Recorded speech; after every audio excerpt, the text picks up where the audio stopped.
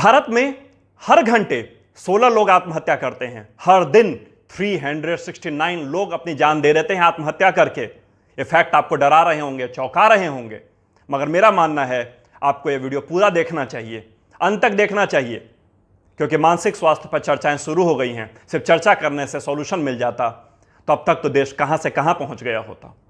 मैं कृष्णा। देश की मानसिक स्वास्थ्य की हालत ठीक नहीं है। अभी अभी किए गए एक आत्महत्या के बाद इस मुद्दे पर तो ऐसे चर्चा शुरू हो गई है जैसे कोई एक नया मुद्दा हो। अब तक किसी को कभी किसी ने आत्महत्या किया ही ना हो। नेशनल क्राइम रिकॉर्ड ब्यूरो के आंकड़े में बताता हूं आपको, भारत की स्थिति वर्ल्ड वाइड बहुत ही खराब है, नीचे के पायदान में आता है। 2018 के ही रिसेंट आंकड़े सरकारी वेबसाइट पर अवेलेबल हैं, उन्हीं आंकड़ों को मैं बताता हूं आपको। उस आंकड़े के अनुसार भारत में हर घंटे 16 लोग आत्महत्या करते हैं। हर दिन 369 लोग अपनी जान दे देते हैं। इसमें जो मैक्सिमम जो एज ग्रुप है 11 से 18 साल और 19 साल से लेकर के 34 साल का एज ग्रुप है। डिपेंड करता है एरिया टू एरिया और स्टेट टू स्टेट। पहले नंबर पे कर्नाटक है। आप चाहें तो नेशनल क्राइम रिकॉर्ड ब्यूरो का जाकर के आंकड़े देख सकते हैं। कोई भी आंकड़े आज जो भी मैं बताऊंगा, कुछ भी मैं आपको अपना नहीं बताऊंगा, सारे फैक्ट्स बताऊंगा जो कि हम सभी को जानना चाहिए, हम सभी को सुनना चाहिए, क्योंकि नहीं सुनेंगे, नहीं जानेंगे तो सुधार नहीं पाएंगे हम सभी। क्या रहा है, होता क्या है मानसिक स्वास्थ्य, होता क्या है डिप्रेशन, थ्योरी में नहीं जाना चाहिए। मानसिक स्वास्थ्य मतलब मानसिक रूप से आप स्वस्थ नहीं हैं, आप अच्छा महसूस नहीं कर रहे हैं, आप डिप्रेस्ड फील कर रहे हैं, आपका वेट बढ़ रहा है, वेट लूज हो रहा है, दोनों हो सकता है, भूख नहीं लग रही है, और भी बहुत सारे सिम्टम्स होते हैं मानसिक रोगी के। भारत में एक आंकड़ा बता दूं आपको, हर 2 लाख व्यक्ति पर एक साइकेट्रिस्ट है। हर 2 लाख व्यक्ति पर। अंतर्राष्ट्रीय डाटा कहता है, WHO कहता है, हर 8,000 आदमी पर एक साइकेट्रिस्ट होना चाहिए। देश की हालत साइकेट्रिस्ट की हालत में, मतलब मनोरोग विशेषज्ञों की स्थिति में कोई अच्छी नहीं है। ये शहरी आंकड़े हैं, शहर में हो सकता है 2 लाख पर 1 लोग हो, मगर ग्रामीण स्थिति में चिंता और ज़्यादा ही दूभर हो जाती है। मगर इसके प्योर आंकड़े मेरे पास नहीं हैं, और न ही नेशनल क्राइम रिकॉर्ड ब्यूरो के वेबसाइट पर इसका डिटेल में कुछ लिखा हुआ है कि गांव की क्या स्थिति है। तो मैं अपने मन से कुछ नहीं बताऊंगा आपको। इतना सेंसिटिव मुद्दा है, कुछ भी बोलना खतरे से खाली नहीं है इस समय। मैं आपको एक अपना खुद का एक एग्जाम्पल देता हूं। कुछ वर्ष पहले की बात है, मेरे कमर में बहुत दर्द था, इतना ज़्यादा दर्द कि मैं अपने मित्रों से मिलने गया था तो मैंने ऐसी बातचीत में, चर्चा में बोल दिया, यार मेरे कमर में बड़ा दर्द रहता है आजकल। होना क्या था, बस तुरंत लोगों ने मजाक उड़ाना शुरू कर दिया, और तो वाली बीमारी तुझे हो गई है। दर्द का जेंडर से क्या लेना देना है, दर्द का जेंडर से क्या लेना देना है। किसी पुरुष को कमर में दर्द नहीं हो सकता क्या? हम इस स्टिग्मा में जी रहे हैं ना, वो हमें बर्बाद कर रहा है, वो हमें कमजोर कर रहा है। ये आत्महत्या भी करने वालों में पुरुषों की संख्या ज़्यादा है। 14 पुरुष यदि आत्महत्या करते हैं 10,000 में, तो उसके सामने 9 महिलाएं आत्महत्या करती हैं 10,000 में से। स्थिति बहुत ही डरावनी है, क्योंकि हम बच्चों की जब पेरेंटिंग करते हैं, जब लड़कों की पेरेंटिंग करते हैं, सिखाया जाता है कि मर्द को दर्द नहीं होता, तुम्हें दर्द नहीं होना चाहिए। क्यों? वो हांड मास का और मर्द नहीं होता क्या? उसको दर्द होने के लिए क्या कुछ अलग क्राइटेरिया फॉलो करना पड़ता है क्या? मेरे घुटने में भी कुछ समय पहले दर्द था, अभी भी है दर्द। मैं डॉक्टर से कंसर्न में हूं, बहुत इंप्रूव है मेरा, मगर यह भी मेरे मित्रों को पता चला था, इसका भी लोगों ने मजाक उड़ाया था। कहते हैं जिनके घुटने में दर्द होता है उनका दिमाग वहां शिफ्ट हो गया होता है। देख रहे हैं किस तरह की बातें बनाई जाती हैं। वैसे स्थिति में डिप्रेशन की चर्चा यदि कोई अपने मित्रों से करे, अपने परिवार वालों से करे, तो किस तरह का मजाक उड़ाया जाता होगा, किस तरह की बातें बनाई जाती होंगी, क्या क्या बोला जाता होगा, इसका तो आप अंदाजा भी नहीं लगा सकते। मानसिक स्वास्थ्य की चर्चा करना मतलब पागल होना होता है हमारे देश में। एक मानसिक अस्वस्थ व्यक्ति पागल नहीं है, उसको गाइडेंस की जरूरत है। आपको बुखार लगता है, आप क्या करते हैं? डॉक्टर के पास जाते हैं, सिंपल सा जवाब है, दवाई लेते हैं, ठीक हो जाते हैं। उसी तरह से यदि आप डिप्रेस हैं, लो फील कर रहे हैं, किसी वजह से आप परेशान हैं, तो आपको क्या करना चाहिए? डॉक्टर के पास जाना चाहिए। तो मगर हम जाते किसके पास हैं? अपने रिलेटिव्स के पास, अपने फ्रेंड्स के पास, अपने सो कॉल्ड अपने नियर डियर से सलाह लेते हैं। वो क्या बोलता है, चल यार चिल करते हैं, जो दारू पीने वाले कहेंगे चल दारू पीते सब ठीक हो जाएगा।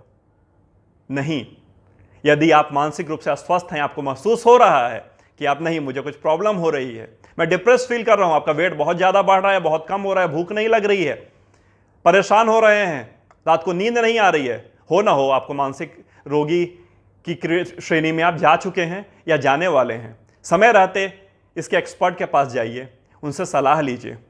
मैं आपको कुछ वैश्विक फैक्ट बताता हूं जो कि मैंने पिछले कुछ दिनों में, वीडियो इसीलिए आने में लेट हो गया क्योंकि मैं डाटा इकट्ठा कर रहा था और बड़े लंबे समय से डाटा इकट्ठा कर रहा था, मगर इस बीच में घटना घट गई कि मुझे तुरंत इसको शूट करना पड़ा। मैंने बहुत सारे मैंने फैक्ट जमा किए हैं।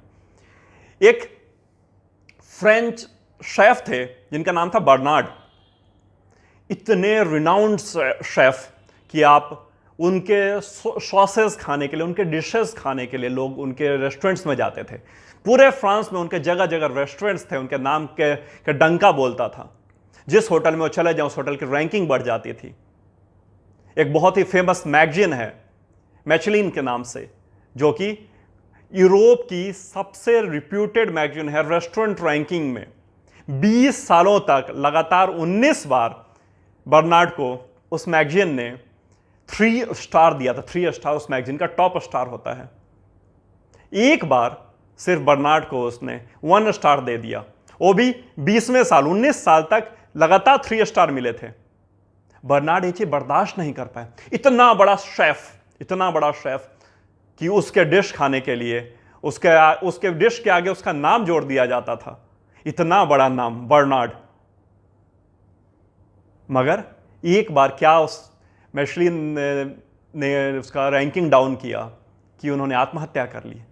वो इस खौफ को बर्दाश्त नहीं कर पाए, इस फीलिंग को बर्दाश्त नहीं कर पाए कि मेरी रैंकिंग गिर सकती है, मेरे ऊपर भी कोई हो सकता है। इसके बाद उस मैगजीन ने शेफ की रैंकिंग करनी बंद कर दी। उसने महसूस किया ये मेरी गलती है, मुझे रैंकिंग करनी ही नहीं चाहिए थी। नहीं नहीं नहीं नहीं, उसकी गलती नहीं है। मैगजीन की कहीं इसमें गलती नहीं है। इसमें उनकी गलती है उनके माइंडसेट, ग्रोथ माइंडसेट नहीं था। उनका माइंडसेट फिक्स माइंडसेट था। बर्नार्ड को इतने दिनों में इतना घमंड हो गया था अपने ऊपर, इतना उन्होंने अपने आप को फिक्स्ड माइंडसेट का बना लिया था कि वो इस चीज को एक्सेप्ट नहीं करने को तैयार थे कि उनसे भी बेटर कोई हो सकता है। मैं आपको एक और एग्जांपल देता हूं। एक बहुत ही फेमस फुटबॉलर हुए हैं जिम मार्शल। ये एक बार सैन फ्रांसिस्को के अगेंस्ट में फुटबॉल खेले थे। डिफेंसर हैं, डिफेंस खेलते थे हमेशा। जिस दिन वो खेल रहे थे बिल्कुल स्टेडियम पूरा भरा पड़ा था, इतना ज्यादा शोर हो रहा था, जिम के नाम के नारे लगा रहे थे, लोग चीयर कर रहे थे। जिम भी डिस्ट्रैक्ट हो गए इस शोर से। लाइव टेलीविजन पे मैच दिखाया जा रहा था। होना क्या था, इस डिस्ट्रैक्शन की वजह से गलती से उनका गोल जो था सैन फ्रांसिस्को के अगेंस्ट में करना था, उसके फेवर में कर दिया। जब उन्होंने कर दिया तब उनको महसूस हुआ ये मैंने क्या कर दिया, मैंने ब्लंडर कर दिया है, वो भी नेशनल मीडिया के सामने, अपने इतने बड़े फैन ग्रुप के सामने। सेकंड हाफ हुआ, जिम बिल्कुल शांत अलग आइसोलेशन में जाकर बैठे। उन्होंने सोचा क्या करना चाहिए। उनके पास 2 ऑप्शन थे, छोड़कर भाग जाएं, आत्महत्या कर लें, क्योंकि इतनी बेइज्जती इतना हो जाने के बाद उनके ऊपर देशद्रोह का ही मुकदमा चलता या लोग उनको गद्दार बोलना शुरू कर देते। या उनके पास तो ऑप्शन था कि अभी सेकंड हाफ है, अभी भी मैं गेम में वापसी करके सब कुछ बदल सकता हूं। उन्होंने दूसरा ऑप्शन चुना, ग्रोथ माइंडसेट का। उन्होंने सेकंड हाफ में विनिंग गोल किए, पूरे मैच का उन्होंने तख्ता ही इधर से उधर कर दिया। सैन फ्रांसिस्को बहुत बुरी तरह मैच हारा और जिम के ऊपर जो डिफेंसिव खेलने के लिए माने जाते हैं, अटैकिंग खेल कर उन्होंने उस मैच को जिता दिया अपने क्लब को। दोनों तरह के एग्जाम्पल्स हैं, दोनों तरह के एग्जाम्पल है हमारे सामने। ऐसा एक बहुत ही फेमस म्यूजिशियन हुए हैं, king of rock and roll माना जाता था, एल्विस नाम था उनका। एज ऑफ 29 उनका डंका बोलता था यूरोप में, अमेरिका में। जब वो स्टेज पर जाते थे तो कई बार जब बहुत ज़्यादा जब एनर्जी लेवल हाई हो जाता है तो अपने जो म्यूजिक स्टार्स होते हैं, जो इतने बड़े बड़े प्लेयर्स होते हैं, अपना जैकेट उतार करके ऑडियंस की तरफ फेंक देते हैं। इनकी भी यही हैबिट थी, अपना ड्यूरिंग द परफॉर्मेंस अपना जैकेट उतार करके ऑडियंस की तरफ फेंक दिया करते थे।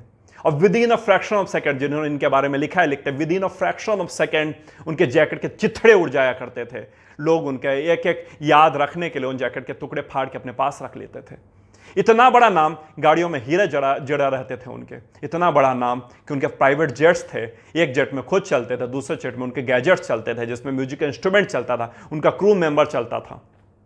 इतना बड़ा नाम, मगर सिर्फ एज ऑफ 31 साल की उम्र में 1970 में उन्होंने आत्महत्या कर लिया, क्योंकि इनके बराबर का कोई था ही नहीं। ये अपने आप को नीचे करके देखने को तैयार नहीं थे, किसी से दोस्ती करने को तैयार नहीं थे, क्योंकि इनके अंदर वो घमंड आ गया था कि मेरे बराबर का कोई नहीं, मेरे जैसा कोई नहीं, मेरे ऐसा कोई हो भी नहीं सकता।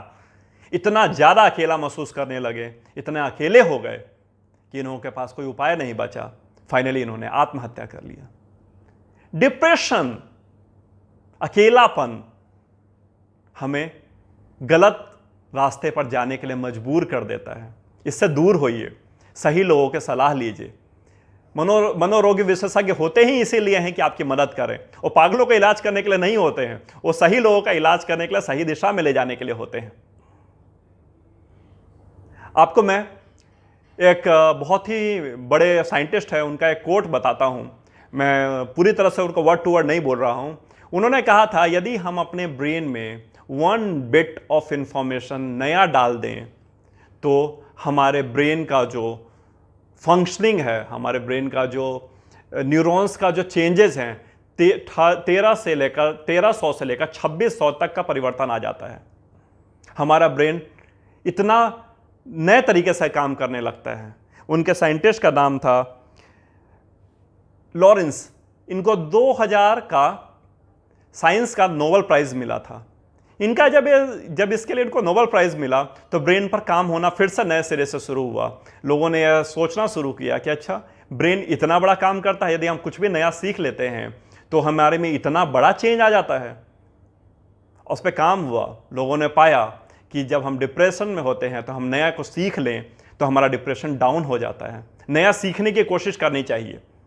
तो मैं आपको अब बताता हूं क्या क्या करना चाहिए कि हम इस दौर से बाहर निकल सकते हैं, इस सिचुएशन से बाहर निकल सकते हैं। मैं एक्सपर्ट नहीं हूं, मैं फिर से बात बोलूंगा। यदि आप सच में इससे ग्रसित हैं, इस बीमारी से, तो आपको एक्सपर्ट की सलाह लेनी चाहिए। मगर घर में कुछ रेमेडीज़ हैं जो करने में कोई बुराई नहीं है, मगर डॉक्टर से मिलने के अलावा और कोई सॉल्यूशन नहीं है। रेडी में करना आपके ऊपर है।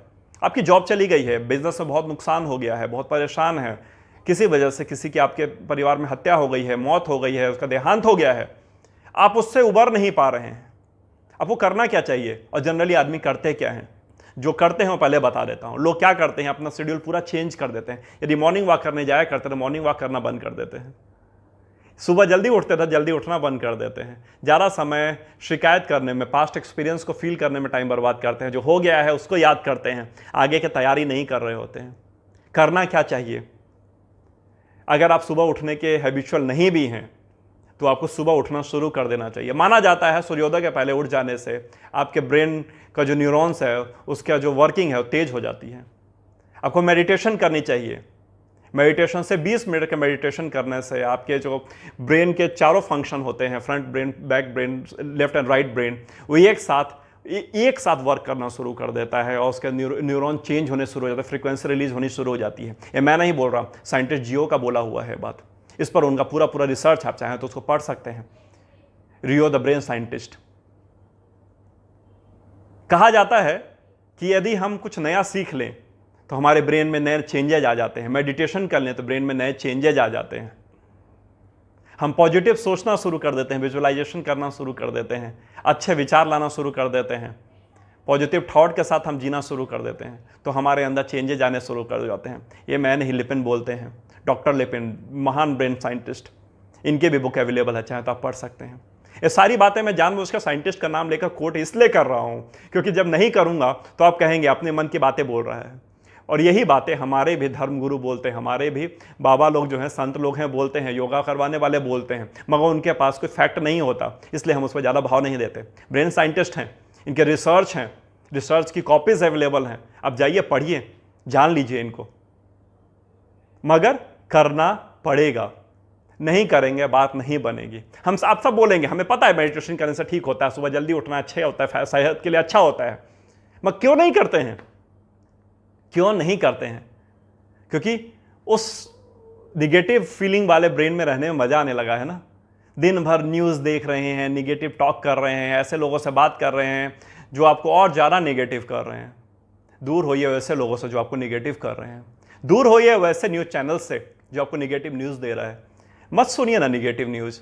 अगर आपकी किसी वजह से आपको जॉब छूट गई है, बिजनेस में लॉस है, घर में बैठना पड़ रहा है, तो आप इसको अपॉर्चुनिटी की तरह लीजिए। मान के चलिए कि यही मौका है।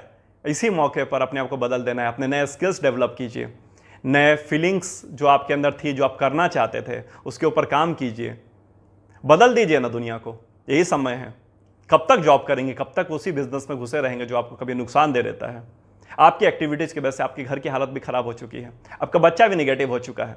आप यकीन मानिए, आपके बच्चे कहीं यह विचार में ना हो कि मैं आत्महत्या करने वाला हूँ, सुसाइड करने वाला हूँ, ऐसा ना सोच रहे हो। भगवान ना करें ऐसा सोच रहे हो। मगर कौन रोकेगा उनको? कौन बताएगा कि ये गलत तरफ सोच रहे हो लोग? आपको बताना होगा। पहले बताने के पहले आपको खुद को सुधारना होगा। आपको मानना होगा सब कुछ ठीक हो जाएगा, सब कुछ ठीक हो रहा है। आपको अपने अंदर परिवर्तन लाने होंगे। उनको भी समझाना होगा, उन बच्चों को भी, कि तुम्हें ऐसा नहीं सोचना चाहिए। अगर ऐसा तुम्हारे मन में आ रहा है तो गलत आ रहा है। हर आत्महत्या करने वाला कायर नहीं होता। मैं ऐसा इतने विश्वास से इसलिए बोल रहा हूं क्योंकि 2011 से लेकर 2018 के बीच में 700 सैनिकों ने भारत में आत्महत्या की है। 707 या 711 के आसपास का फिगर है, मैं राउंड में बोल रहा हूं। तो हमारे सैनिक कायर तो नहीं हैं, हमारे सैनिक कमज़ोर तो नहीं हैं। वो लोग मानसिक रूप से कहीं ना कहीं उनको इतना स्ट्रेस था कि उसका इलाज नहीं मिला उनको, इस वजह से उन्होंने आत्महत्या की। आत्महत्या किसी भी चीज़ का सॉल्यूशन नहीं है। बोलना बहुत आसान है, मैं जिस पर बीत रही होती है, हम उसको उसके जगह पर रख के अपने आप को देखें, तब समझ आएगा कि कैसे मेडिटेशन होता है और कैसे विजुअलाइजेशन होता है। बहुत मुश्किल है, मगर जान चली जाएगी, आपके बच्चे की जान चली जाएगी, आपके परिवार में कुछ बहुत बड़ी मिसहैपनिंग हो जाएगी। उससे तो अच्छा है ना कि कोशिश करके देखें। कुछ बड़ा करने के लिए छोटे छोटे कोशिश किए जाते हैं। वो खरगोश और कछुए वाली कहानी याद है ना आप लोगों को? बहुत बच्चों को सुनाते हैं, slow and steady won the race. अपने ऊपर नहीं यूज़ करते। मैंने कल, अगर आप किसी से पूछें कि आप क्या बनना चाहते हो, कछुआ कि खरगोश, तो कहेगा खरगोश। क्यों? कि दौड़ते दौड़ते थक जाओ और आराम करने लगो। कछुआ क्यों नहीं? धीरे धीरे चलो, मंजिल तो मिलेगी ही मिलेगी। कछुआ बनिए, कछुआ बनिए, धीरे धीरे चलिए। बहुत तेज़ दौड़ने वाले भी गिर जाते हैं, थक जाते हैं, और बहुत धीरे चलने वाले भी बर्बाद हो जाते हैं। मगर लगातार चलने वाले, लगातार आगे बढ़ने वाले ही सफल होते हैं। सक्सेस उन्हीं को मिलता है जो लगातार आगे बढ़ते चले जाते हैं। मिलिए डॉक्टर से यदि आप भी इस रोग से ग्रसित हैं तो, मिलिए सही लोगों से। और यदि नहीं मिलना चाहते हैं, आपको लगता है कि आप अपने ऊपर चेंजेस ला सकते हैं, मेडिटेशन कीजिए, विजुअलाइजेशन कीजिए, अच्छा खाना खाइए। आप बोल सकते हैं मेरे पास पैसे की कमी है, मैं अच्छा खाना खाने की स्थिति में नहीं हूं, तो प्रोटीन रिच खाना खाना तो आपके पास ऑप्शन है। दाल खाइए भरपूर मात्रा में। मेडिटेशन करना आपके हाथ में है। सुबह जल्दी उठ जाइए, मेडिटेशन कीजिए, ध्यान लगाइए, अच्छा सोचिए। निगेटिव सोचने में जो एनर्जी बर्बाद करते हैं, न्यूज़ चैनल्स में न्यूज़ देखने में जो एनर्जी बर्बाद करते हैं, उसकी जगह अच्छी चीज़ सोचने में, अच्छा देखने में समय बर्बाद कीजिए। समय यूज़ कीजिए बर्बाद करने की जगह। बुक्स पढ़िए, अपने फेवरेट बुक्स पढ़िए, अपने रुचि की चीज़ें पढ़िए। न्यूज़पेपर मत पढ़िए। न्यूज़पेपर में भी उसी तरह के न्यूज़ होते हैं जो आपको डिस्ट्रैक्ट करते हैं, आपको कन्फ्यूज़ करते हैं, आपको नेगेटिव की तरफ धकेलते हैं। सॉल्यूशन आपके पास है, समाधान आपके पास है। ढूंढना आपको है, करना आपको है। हम सबको करने की ज़रूरत है। देश की हालत जिस तरफ जा रहा है, यदि हम नहीं करेंगे, नहीं रुकेंगे, नहीं संभलेंगे, तो कहाँ जाकर रुकिएगा, कहाँ जाकर रुकेगा देश। चलिए, उम्मीद करता हूँ अच्छा लगा होगा आज का सेशन। मिलता हूँ बहुत ही जल्दी नए पॉडकास्ट में।